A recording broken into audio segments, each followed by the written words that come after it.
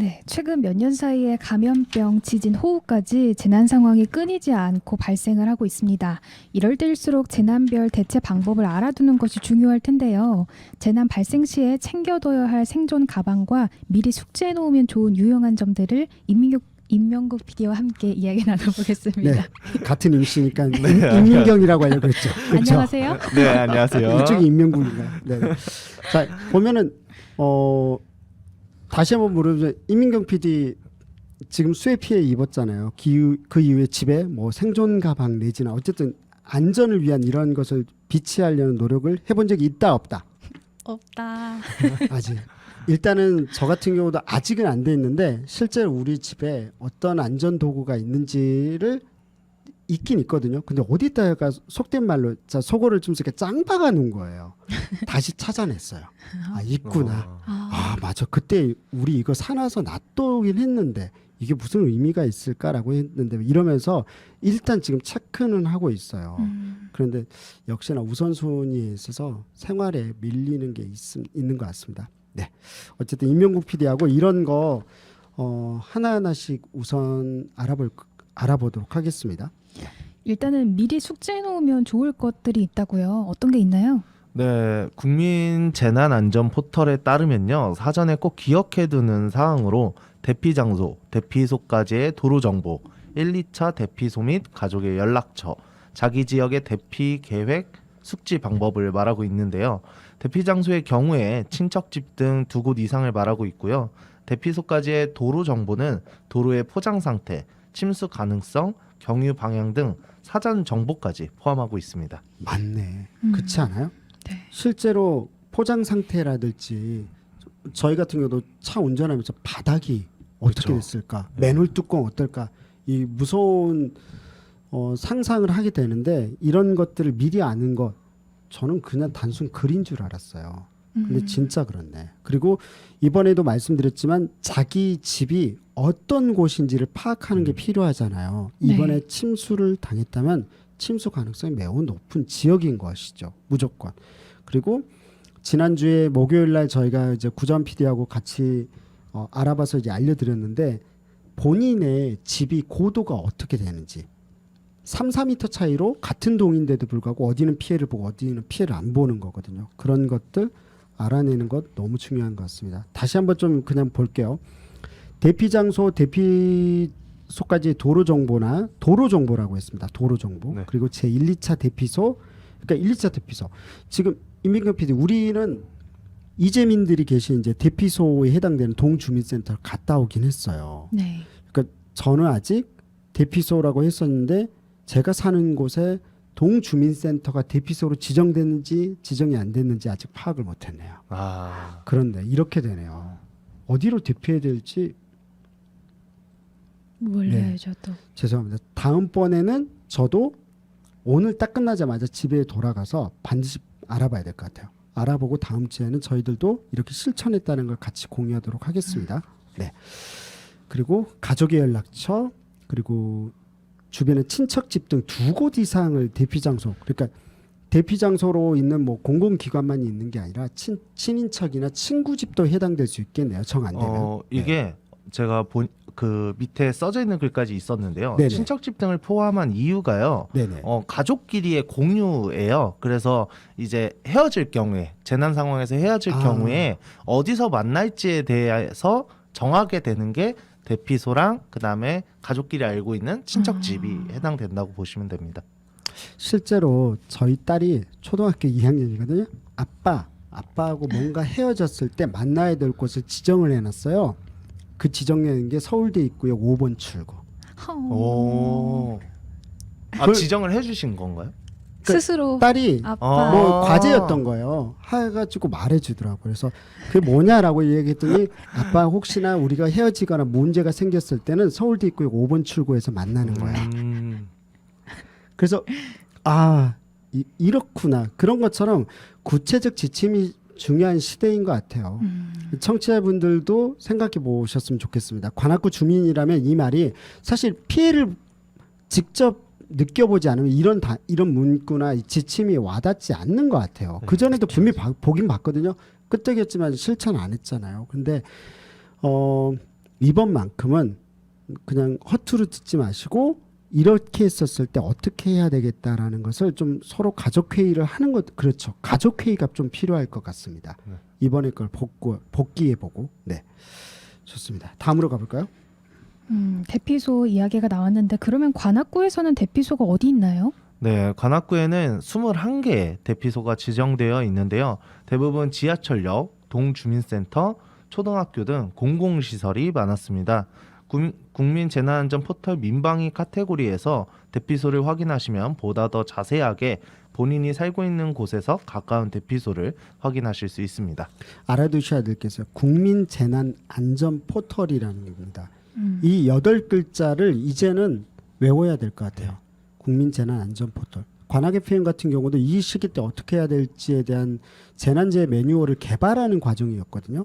그러니까 로컬에 맞는 KBS나 뭐 MBC, SBS 이런 곳에서는 만들어져 있죠. 근데 관악 FM에 맞는 또 로컬 미디어에 맞는 지역 미디어에 맞는 이런 게 없었거든요. 지금 만들고 있는 과정인데 그런 거 보면서 확실한 거 있습니다. 공신력이 있고 명확하게 정해져 있고 연구자들이 이런 연구를 합니다. 국민재난안전 포털 할 때도 그냥 사이트 내용을 만드는 게 아니라 예를 들어서 어느 대학에다 어느 연구팀에다가 이걸 용역을 줘요. 이걸 개발하시오.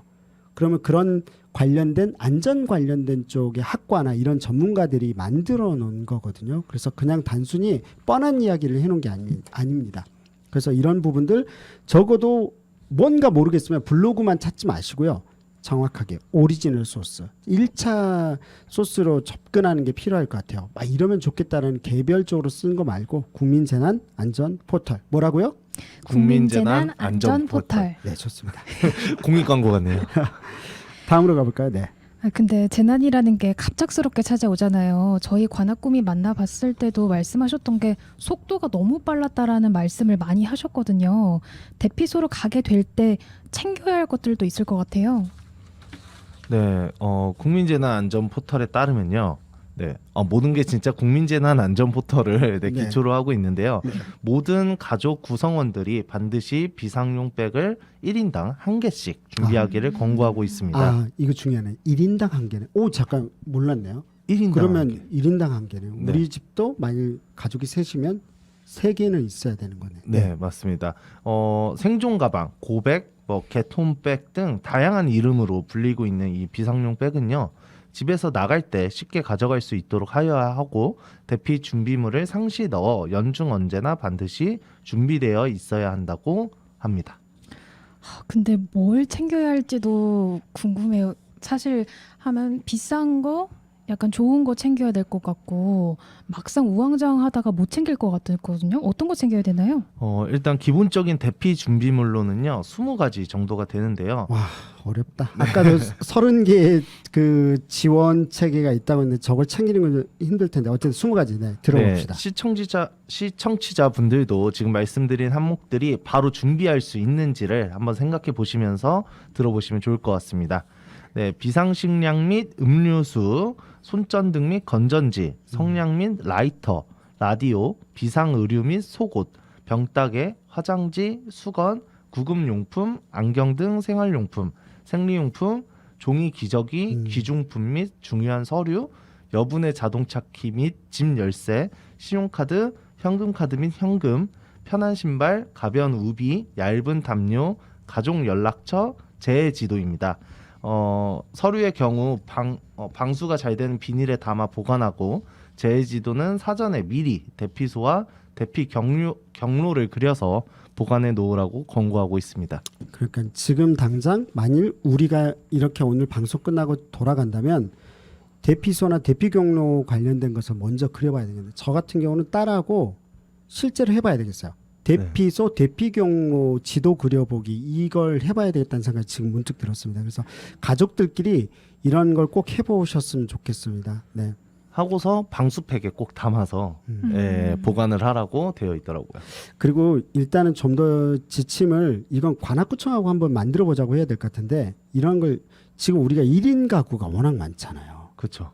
그러니까 1인 가구한테 필요한 지침도 따로 있어야 될지도 모르겠어요. 혼자 이런 걸 해야 된다는 게 되게 어렵거든요. 예를 들어서 뭐 혼자 하기 어렵다라면 좀 그게 힘들다라고 한다라면 뭐 청년들끼리 관악구 청년청도 있는 거잖아요. 관악구 청년청이 해야 될 일 중에 하나가 될 수도 있겠네요. 청년 그룹들끼리 모여서 같이 재해지도 만들고 협력해서 뭐 만들어 보기, 이런 것도 좋겠다는 생각이 그냥 들었습니다. 네. 다음으로 가볼까요?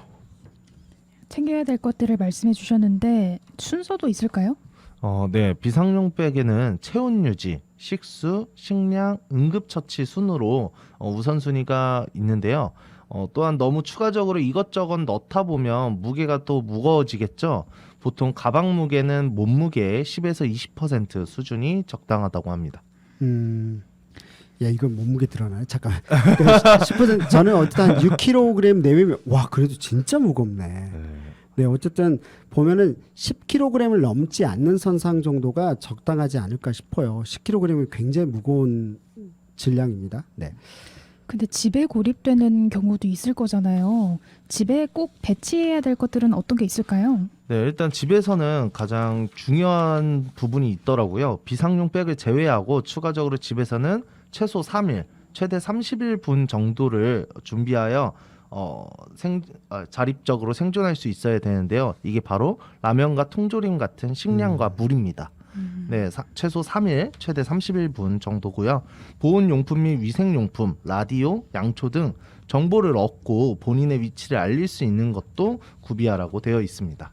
제가 궁금한 게 이거 재난안전 포털에서 국민재난안전 포털에서 네. 국민을 붙여야 됩니다. 그래서 이 포털에서 이거 구비하라고 했는데 이게 수해 시에만 이루어지는 게 아니라 전반적인 네. 그렇죠, 지진이나 기타 등등까지 포함하는 거죠, 그렇죠? 네, 최소 30일이라는 기준 자체도요. 정해져 있더라고요. 이게 이제 핵폭발 시에 방사능이 이제 어느 정도 분진이 사라지는 네, 시간. 맞습니다. 그 이유를 15일 이후로 보고 있기 때문에 이렇게 규정이 되어 있더라고요.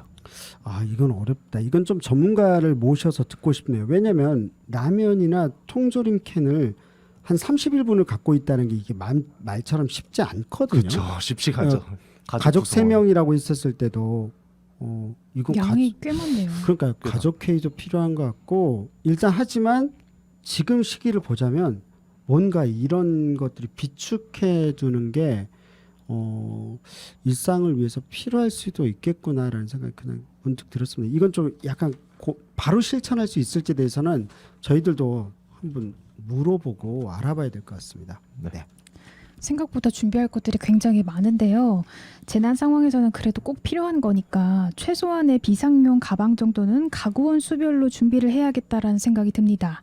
인터넷으로 재난재 안전킨트를 검색해 보니까 다양한 상품들이 나오더라고요. 이런 걸 사면 되는 걸까요? 어떤 걸 사면 좋을까요? 와, 28,000건이요? 네.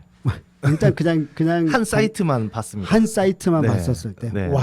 넷땡땡. 예. 네. 거기서만 28,000건 정도가 나왔고요. 음. 예. 이거에 대한 답은요. 약 10년 전부터 생존 배낭 개념을 전파하고 있는 생존 21 도시재난연구소 소장 우승엽 씨의 예전 2017년 인터뷰에서 제가 한번 확인할 수 있었는데요. 네네. 직접 연결을 할 수 있었으면 좋겠는데. 아, 이분 예. 이분 꼭 섭외하고 싶습니다. 예, 저도 네. 보면서 생각이 네. 들었습니다. 일단 말을 전하자면요. 처음 관심이 생긴 분들은 대개 한 번 더 갖춰진 패키지나 비싼 외제품을 사고 싶어 하기도 한다. 한마디로 다 필요 없다. 참치캔 유통기한이 기본 7년이고 단백질 원이라 식량으로 좋다. 근처 마트나 천원숍에서 꼭 필요한 목록들을 차근차근 준비하면 된다. 싼 배낭 하나에 식수, 사탕, 참치캔, 손전 등 주머니칼, 라디오 등을 챙기면 된다고 전했습니다. 또한 평소 가정용, 차량용, 직장용 등 장소에 맞게 비상용 백을 두는 것도 좋은 방법이라고 전했습니다. 네, 여기서 라디오를 이야기를 한 거 들으셨죠? 일단 관악 FM 같은 경우는 방송통신위원회에서 일단 재난방송이라든지 이런 것을 이제 권고하게끔 돼 있고, 재난방송 그 의무사업자로 지정하기 위한 계획들을 지난해 내놓긴 했었습니다. 그래서 그런 차원에서 관악 FM도 지금 코로나 시기 비롯해서 이런 역할들을 하기 위해서 굉장히 노력을 하고 있거든요. 그래서 일단 100.3MHz를 이렇게 기억을 해 놓으셨으면 좋겠습니다. 프리셋을 해놔도 좋겠고, 천사. 네, 거기서 1만 빼면 돼요. 100.3을 좀 기억해 두셨으면 좋겠고, 주변 사람들한테도 알려주셨으면 좋겠습니다. 관악구청과도 이런 협약을 좀 저희들이 맺어볼까 해요. 그래서 뭔가 전쟁이 일어나거나 아니면 혹시나 지진 그리고 뭐 수해 피해뿐만 아니라 기타 등등으로 인해서 뭔가가 안 됐을 때 이런 정보를 전달하는 역할들을 관악 FM이 해내려고 합니다. 지금 어쨌든 시간당 66.6mm 정도 그리고 66mm 정도 있고 최대치가 저희가 86mm 정도 내렸었어요. 밤 10시부터 11시 사이에. 그러니까 네. 이걸 관악 FM 이 건물이 견뎌냈고 관련된 전쟁 대피소로도 지정돼 있는 건물이기도 합니다. 그래서 좀 어쨌든 이런 데서 역할을 할 수 있을 것이고요. 혹시 문제가 생기더라도 저희는 예비 방송 장비를 갖고 있어요. 어디서든 전달할 수 있게끔 돼 있으니까 그럴 때는 역할을 할 수가 있습니다. 그래서 꼭 기억해 두셨으면 좋겠습니다. 100.3MHz. 현재 보면 간단히 말씀드리자면 일본 고베라든지 후쿠시마 원전이라든지 이런 엄청난 재난재해 속에서 시간대별로 계속해서 그 지역의 소식들을 전달하고 했었던 매체가 공동체 라디오라는 방송 사업자였습니다. 그러니까 NHK가 24시간 그걸 방송하지 못해요.